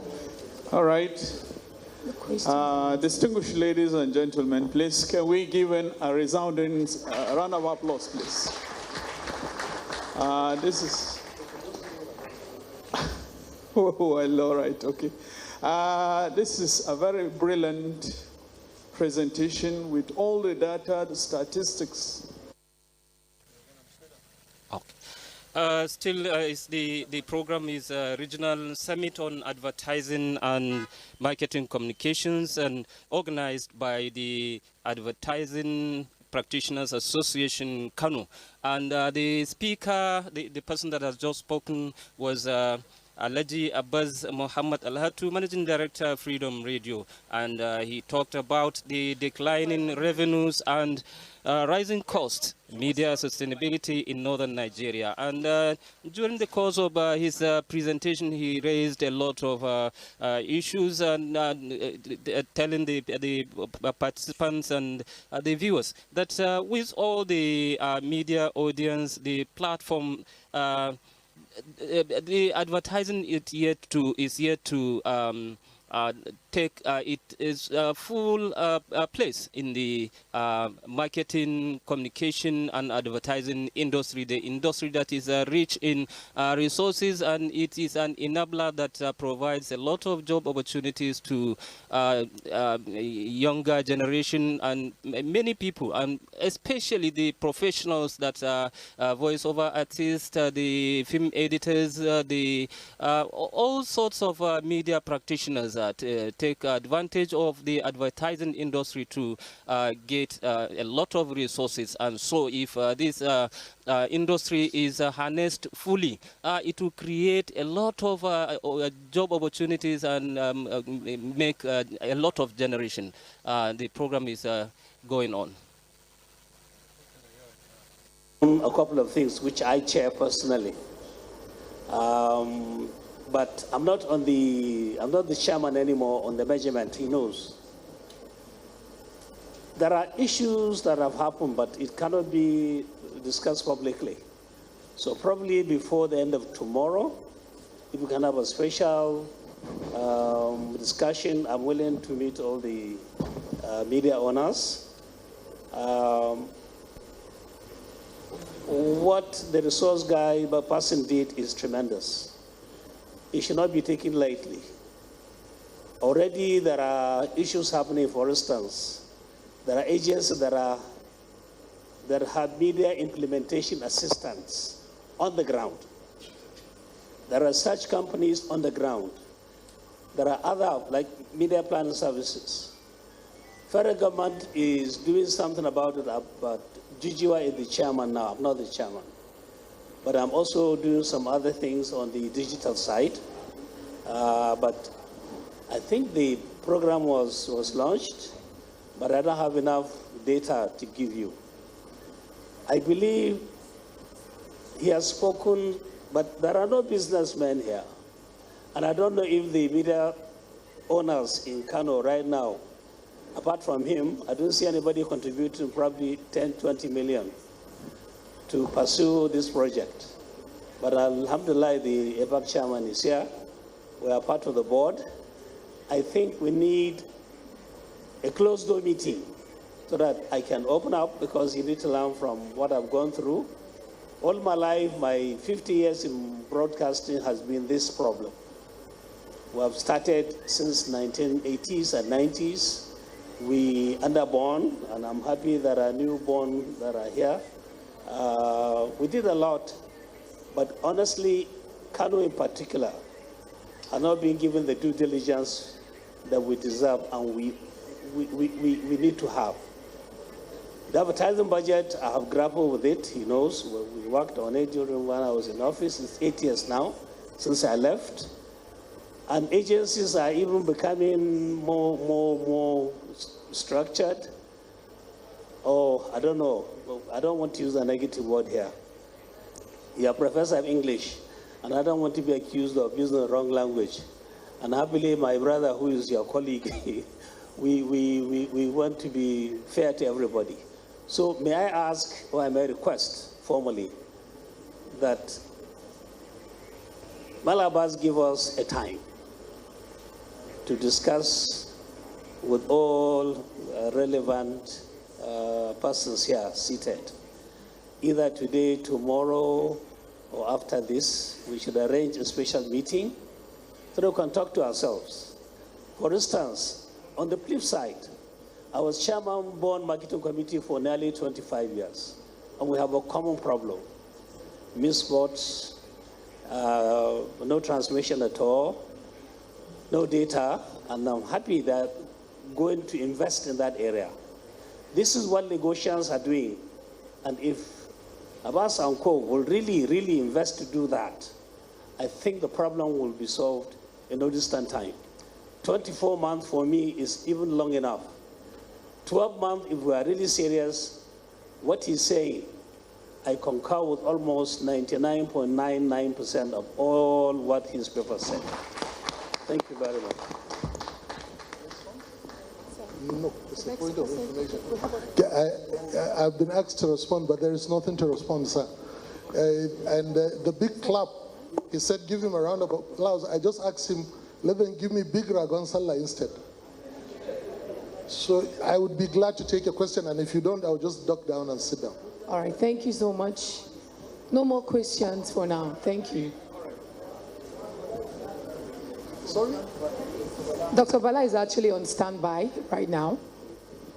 But if So there are should we questions, take the questions after? yes. No, if we can just take the questions so I can also take a leave. All right, is it possible we write the questions down, ladies and gentlemen? Just write the questions down, and after we're done with Dr. Bala, we'll get back to your questions. Thank you very much, everyone. All right. Okay, thank you very much. Quickly, we have Dr. Bala Muhammad Adede Tesawu hanging on the line. Is going to come online to present his paper. He has been waiting for quite some time, so quickly, because of lack of time, we will give him 20 minutes. Because it will be one or two prayers. The title of Dr. Bala Muhammad's paper is Declining Impact of Cultural and Language Distortion in Advertising Market. The way forward. He's already here. I think we can now we come online and present. Dr. Muhammad. Yes, I'm the chairman right now. He has not. No, we can actually take the list. Yes. So we can take the next speaker.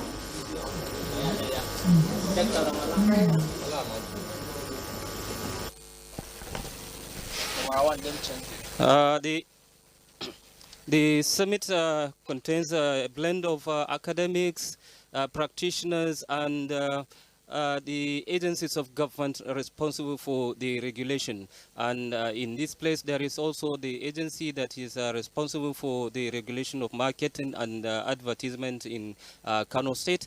And any moment from now, the person that will be speaking to the event is Dr. Bala Muhammad from the Department of or Faculty of Communications, Bayero University, Kano, and talking about the practical approaches and theoretical part of it. And so the lecturer is going to deliver his lecture now.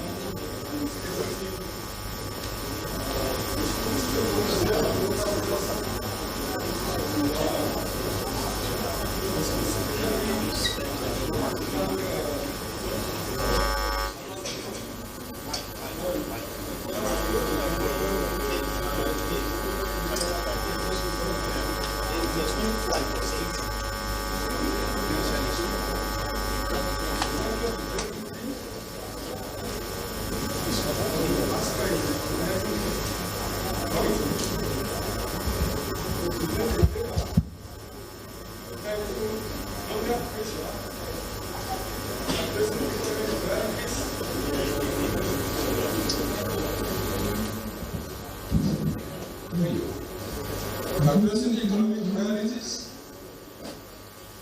political development, and the future of independent journalism, teaching independent media in Nigeria. As a matter of introduction, please remind me once more, it's Alhaji Ahmed Tijani Malan, and the founder of owners and operators of Liberty TV, Liberty Radio, Voice of Liberty, and Media Edge. Also, I'm the chairman of the Northern Broadcasting Media Owners Association. Also, I'm the chairman of the Independent Broadcasting Association of Nigeria, which controls over 60% of the commercial media industry in Nigeria and the journalists that work in them. So we are the employer of labels of journalists. I always tell my colleagues that I'm an investor, I'm not a journalist. And I'm sure by the time you hear me today, you will hear my story.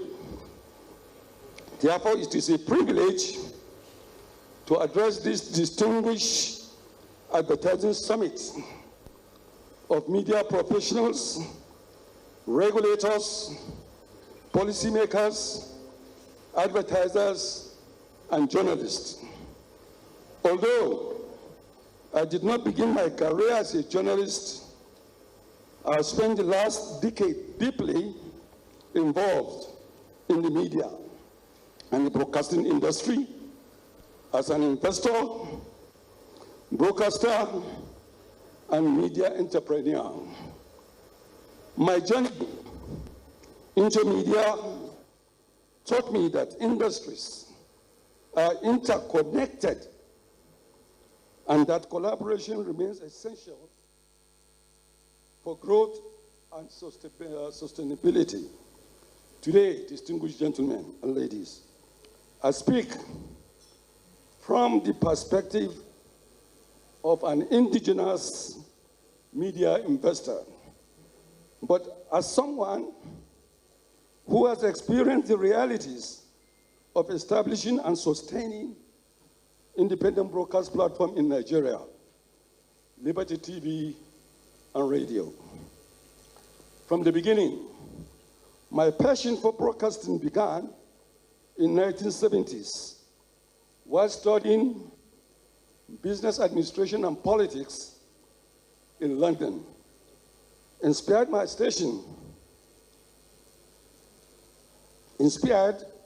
by Capital Radio. Those of you who go, you know, radio is an iconic radio in the heart of London.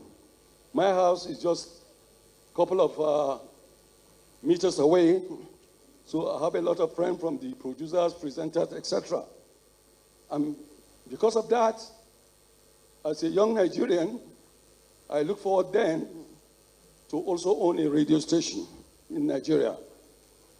Years later, after serving in public office, specifically in the maritime labor as the regulator for 8 years, later as chairman of the Nigerian Maritime Administration and Safety Agency in IMASA, I decided to come back home and set up a radio station. Liberty Radio, 91.7 Kaduna. That was in 2011. This year marks 15 years of Liberty Radio's existence, a milestone we intend to commemorate on the second, through the second Liberty TVR symposium at the iconic Yaradua Center, Abuja, inshallah, and you are all welcome. You are all invited because it's going to be a forum like this, where we are going to discuss not only about the regional issues that affect media, but other social and economic issues, by extension, the whole of this country. So therefore, the journey was far from easy for me. Establishing an independent station in Nigeria requires overcoming serious regulatory, fiscal, and operational challenges. Media funding. Another major challenge is financing. Banks and financial institutions generally view media businesses as high-risk ventures, especially during the establishment phases. As a result, independent broadcasters often survive without financial support. Last year, the Independent Broadcasting Association of Nigeria, under my leadership, had a very fruitful meeting with the Honorable Minister of Information and National Orientation about so many problems being encountered by private broadcasters and by extension even the public broadcasters.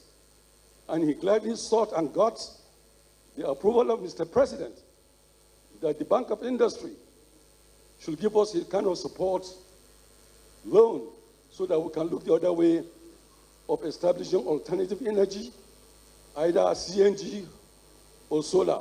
But regrettably, the condition attached was so difficult that very few broadcasters were able to get to the finishing point. Sadly, even at the finishing point,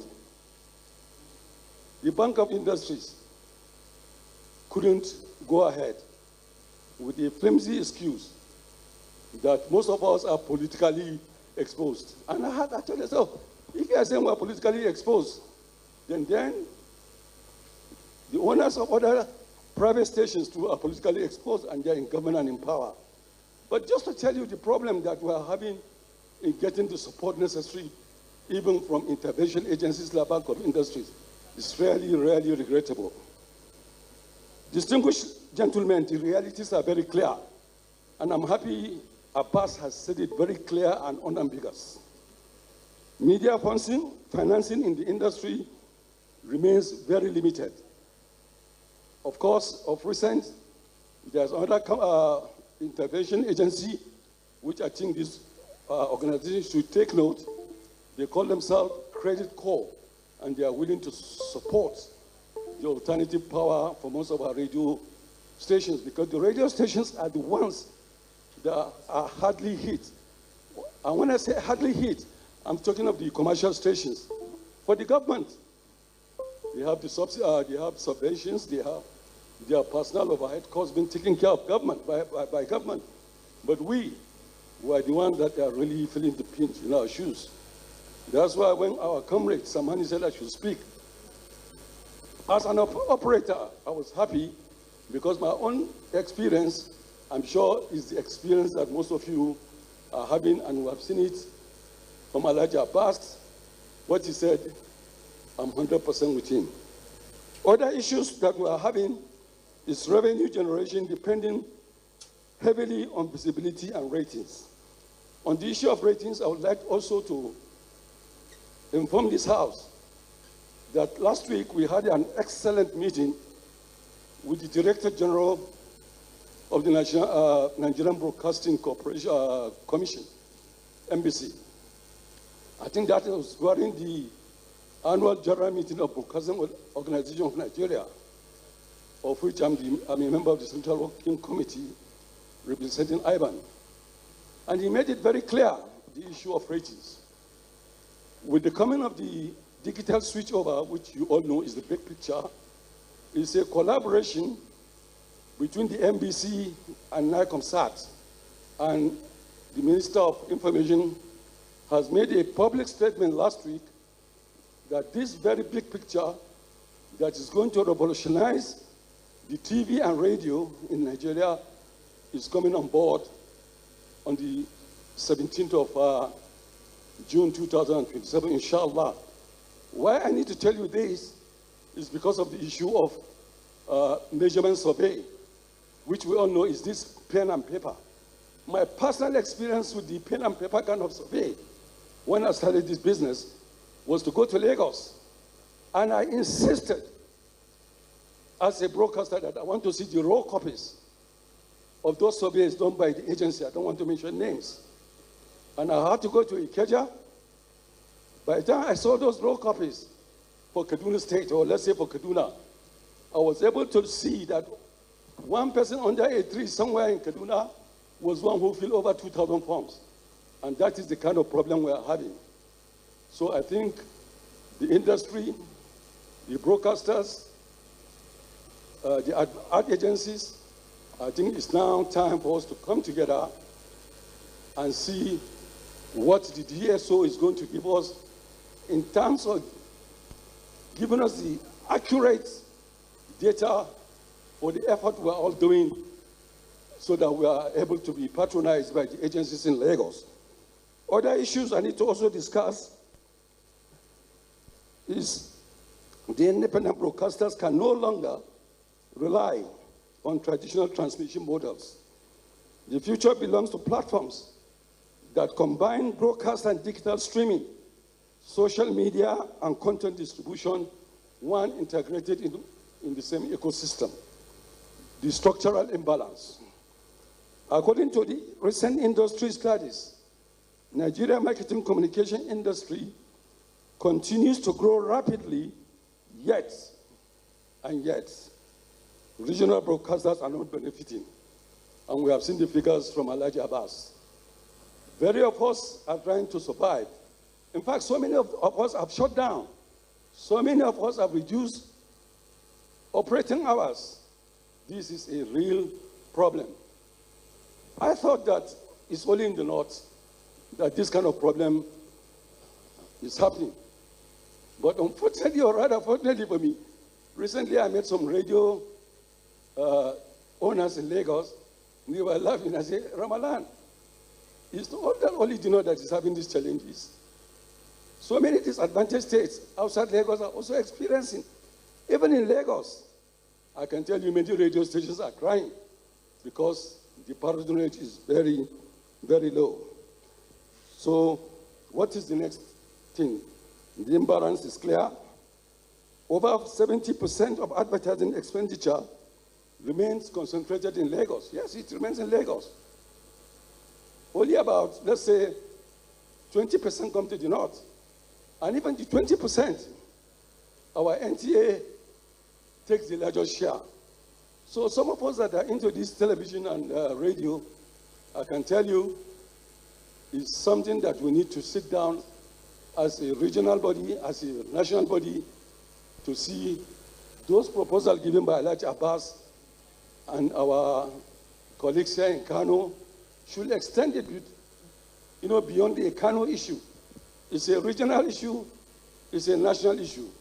Because why I want to give this warning, if these things continue, we all knew what happened in Niger Delta when people were crying for resource control. And this is exactly what is happening there. We have the numbers, but the numbers are so useless. So I'm therefore calling all stakeholders to look at this issue as a major issue to avoid any possible backlash in the near future, because a hungry man is a hungry man. Thank you. 5-pillar framework for recovery. 1, data. Data credibility is very important. Broadcasters must engage more professionally with audience management systems while advocating greater transparency and regional sensitivity. Regional market understanding. National campaigns targeting northern audience must reflect our own culture, language, religion, and consumer realities. This is very clear, and it's not negotiable. Commercial repositioning. Northern Nigeria represents one of the country's largest consumer markets, and we have seen the figures from Alhaji Abbas, and should be treated with strategic, I repeat, strategic advertising destination, licensing and regulatory challenges. To understand the pressures facing the independent broadcasting today, and by extension commercial broadcasting, of which we are under, we must begin with licensing and regulation. And I'm happy with what the Director General of Argon has said in his opening address. It's very clear. Some of us are part of Nigeria. We try to even open stations in UAE. I registered a company, but I can tell you, distinguished listeners, it was just impossible for any Nigerian to go to UAE or anywhere in the world, US, UK, to establish because of the stringent condition. I went to Egypt, it's even worse.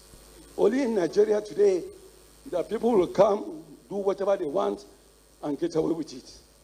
But like I always say, things like that can never go forever. So the airline will sit down as broadcasters, local and national, we agree on how we can benefit from the cake that is on the table, the better for all of us. Advertising revenue and audience measurement. Beyond licensing, the next major challenge is advertising revenue. Nigerian advertising revenue is estimated at over 600 and something billion, according to the slides given to us by one and no other person, Alhaji Abbas. Yet, access to this revenue remains highly uneven. Most media buying decisions are concentrated in Lagos, are driven by ratings, which I mentioned earlier, and audience data. As a result, many indigenous northern broadcasters struggle to attract national advertising despite serving large population. Audience measurements also remains a concern. Access to industry rating is expensive. When you go to MPS, I think it's in the excess of 3 million naira, and many of us cannot even afford to do that. And many operators question whether the current methodologies adequately reflect national realities. Industry-wide issues that urgently requires our attention. We need more transparent audience measurement systems, broader regional representation, affordable access to audience analytics, digital equity and revenue diversification. Broadcasters must transit from selling airtime alone to building valuable digital content and ecosystem. Collaboration. Regional broadcasters and advertisers must increasingly collaborate through advertising alliances and shared commercial platforms to improve strength. And I think this is the time that those of you that are in Kano in charge of advertising, I think you should also start thinking of having an ad agency that can go into partnership with the Lagos agencies so that what Alhaji Abbas has said can go to fruitful, because the money is in Lagos and the eyeballs are here, and we have the numbers also here in this part of the country. Distinguished gentlemen, I will quickly go on the National Broadcasting Code, which is a document that is being used by the regulator to regulate the industry. This meeting is being recorded. Can I continue? Yeah, I'm on the closing side now. The National Broadcasting Code, the Independent Broadcasting Association of Nigeria, IBAN, of which I'm the chairman, has submitted very, very important recommendation on the review of the 6th edition of the Nigerian Broadcasting Code. Some experts of those recommendations are as follows: registration and regulation of online broadcasting platforms, accounting standards and digital content providers, licensing requirements for internet broadcasters, introduction of a must-carry rule to promote fair competition and public access, establishment of content production audit system, and consideration of a value chain tax framework to encourage support for local media industries over foreign. We have a lot of local manufacturers today. They prefer to go to international brands, news brands, to do the advertisement. The world is a global village, no problem, but we are also telling the government that those who go to international platforms should be able to pay some levies. On the conclusion, distinguished members, are you with me, gentlemen? The challenges confronting independent media today are no longer isolated business concerns. There are structural issues affecting journalism, advertisement, equity, and national media sustainability. The future of independent media and independent journalism will depend on regulatory fairness, stronger collaboration, credible audience data, digital transmission, sustainable commercial models. Northern media must become more visible, more data-driven, more collaborative, and more commercially strategic. Before I step down, I would like to seize this opportunity to thank the people of Kano. This perhaps is something that I would regret if I have never come. Only yesterday, I was in Abuja to address a very important press conference, and also to seize the opportunity. When I all started this issue of broadcasting, the first person that gave me the direction is the managing director of Freedom Radio. Thank you very much, Alhaji Abbas. We are going to honor you adequately because you have been a pioneer, and I believe with people like you, there will be justice in the industry, and also to thank the organizers for giving me this opportunity to make this short address of my experience, and by extension, the experience of most commercial TV and radio stations. God bless the Federal Republic of Nigeria. God bless the people of Kano State. God bless our able organizers. Thank you, and God bless.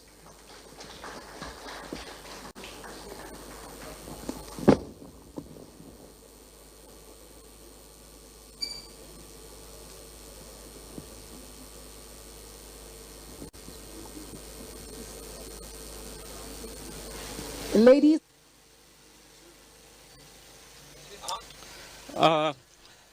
That has been the managing director and proprietor of Liberty Radio and Television, Alaji Tijani Labaran, and this is the Regional Summit on Advertising, Marketing and Communications with the theme reinvigorating the advertising business in the North, issues, challenges and prospects. And as many other speakers have spoken, they talked about the issue of collaboration, which requires collaboration between all the practitioners and partners and also other states and regions in terms of sharing of advertisement, talents and technologies and techniques, and also the need for reliable audience measurement and creativity, in addition to creating more contents for the marketing space. I'd like to acknowledge all our sponsors seated here. In due time, we are going to be acknowledging each and every one of you, one after the other. And what we'd like to say, that we see you and then we acknowledge everything that you've done for this wonderful body. All right, he's here already. Thank you. So, ladies and gentlemen, I would like to acknowledge from the first to the least, I would like to acknowledge Amasco Group of Companies. Please, a round of applause. They are one of our sponsors. We'd like to say thank you so much. And then we have Arewa 24. Please, a round of applause. And also we have NTA. NTA is actually one of our sponsors as well. And then we have Dahiru Kori. We have, of course, we have ARCON, which is the Advertising Regulatory Council of Nigeria. Please, a round of applause, ladies and gentlemen. And also we have Aspira. Aspira is also one of our sponsors. I would like to say thank you. And also we have Dala Food. Please, ladies and gentlemen, keep clapping. We have Keystone Bank. Keystone Bank, thank you. And also we have the Dangote Group. Dangote Group, thank you so much. Thank you so much for being our sponsor, or one of our sponsors. And also we have Kano State Government. A round of applause, ladies and gentlemen. Thank you so very much. All right, on that note, ladies and gentlemen, we'll be going on a break. Sorry, quickly,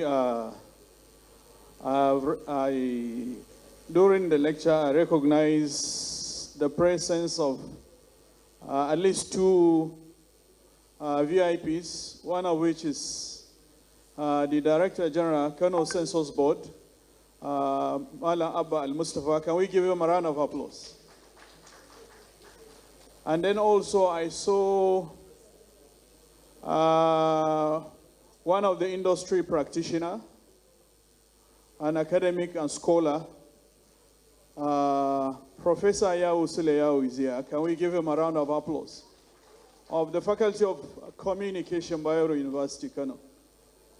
Subsequently, we will also acknowledge those who come in. Thank you. All right, thank you very much. Thank you so much, everyone, for staying up until now. But before we go on this break, I'd like us to know that we are going on a 40 to 50 minutes break. Why? Because we'll be having prayers and also lunch. And then when we are back, we are going to move into another lecture by, we're going to be moving into another lecture by Dr. Bala Mohammed, and it's going to be a visual representation. And this time around, when we come back, we are going to be talking about the impact of cultural and language distortion in advertising copy, the way forward. All right, ladies and gentlemen, we have started the break. Yes, we started the break. So it's going to take, we're going to be out there for like, let's say 40 to 50 minutes, thereabout, and then we'll come back. Thank you, everyone, as we go on this wonderful break. This is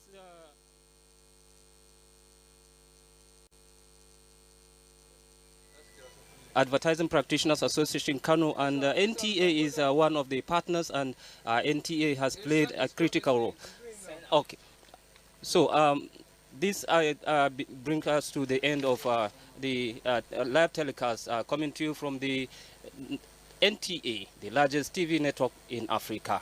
I am Amin Umar. On behalf of the outside broadcasting crew, I am now handing you over to our studio for the continuation of our scheduled programs.